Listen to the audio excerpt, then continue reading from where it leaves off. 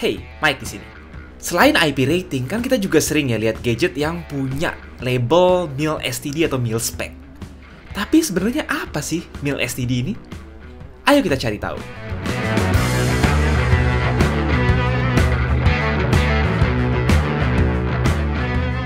Pertanyaan ini sebenarnya muncul ketika kita lihat ini dan ini sama-sama punya standar mil STD, padahal wujudnya beda jauh ya. Dan lebih bingungnya lagi, mil STD 810 ini nggak bisa ditebak apa aja yang diuji selayaknya IP rating. Misalnya kalau IP53 standar itu splashproof, IP67 dan IP68 itu waterproof seenggaknya up to 30 menit, maksudnya itu ya jelas beda sama barang-barang dijual dengan label mil STD 810. Belum tentu rangkaian pengetesan dilakukan pada suatu perangkat persis dengan perangkat yang lain. Kenapa kita bisa ambil persepsi seperti itu? Sebelum kita dive in lebih lanjut, kita harus tahu siapa yang sebenarnya membuat standar ini. Mil STD 810 adalah panduan standar US Military, garis miring Angkatan Bersenjata Amerika Serikat berisi sederet pertimbangan sekaligus serangkaian pengujian yang dibuat untuk memastikan segala jenis perlengkapan dan peralatan militer tetap berfungsi dengan baik di berbagai kondisi lingkungan. Standar mil STD 810 terbaru keluaran 2019 adalah mil STD 810H yang menggantikan mil STD 810G. Meski ini bukan standar komersial seperti halnya IP rating, standar ini pada akhirnya juga sering dipakai untuk perangkat konsumer. Singkatnya, ini adalah cap bahwa sebuah barang tersebut setelah diuji sesuai military grade menurut militer Amerika Serikat, sekalipun selama testingnya sendiri, belum tentu ada campur tangan laboratorium militer mereka. Jika kalian punya sebuah produk yang mau kalian kasih label mil STD ini, kalian bisa download panduan lengkap pengujian 1000 halaman lebih di link di deskripsi. Tapi kalau enggak ya ngapain? Kalian cukup tahu kalau di sini jumlah tesnya cukup banyak. Seenggaknya ada 28 tes.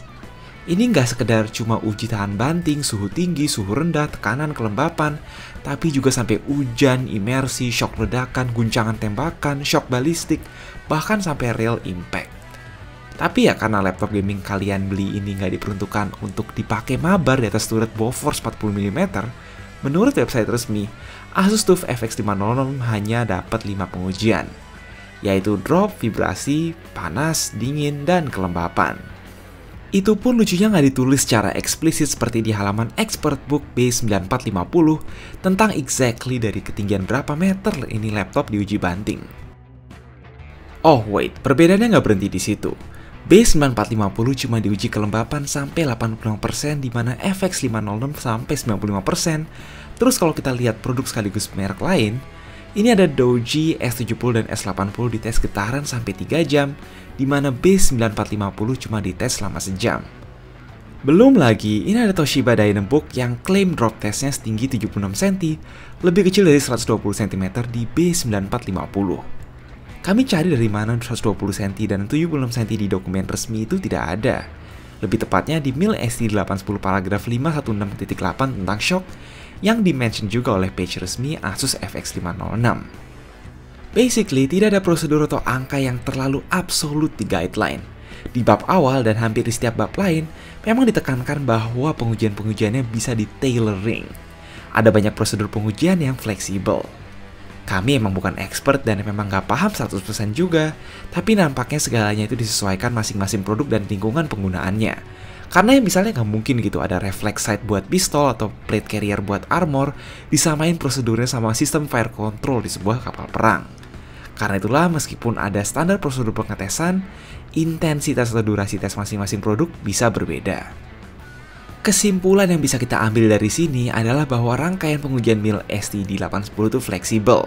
Mau cuma lulus 2 tes atau lulus sampai 20 tes, produk tersebut bisa diklaim lulus uji mil STD 810. Jika kalian memang ingin tahu lebih jelas, berarti emang mesti gali-gali dulu soal klaim testingnya. Nggak semudah ngelihat rating IP yang tahan debu atau tahan airnya sampai mana, itu langsung kelihatan dari angkanya. Sekali lagi, kami memang bukan expert di bidang ini. Kami adalah orang-orang awam sama seperti kalian yang cuma ingin tahu apakah kalian sebenarnya bisa percaya barang yang berlabel mil STD 810 apa enggak. Teorinya, sebuah barang yang punya label mil STD 810 mestinya terjamin ketahanannya terhadap lingkungan sehari-hari karena kita tahu bahwa sudah banyak prosedur tes yang dilakukan.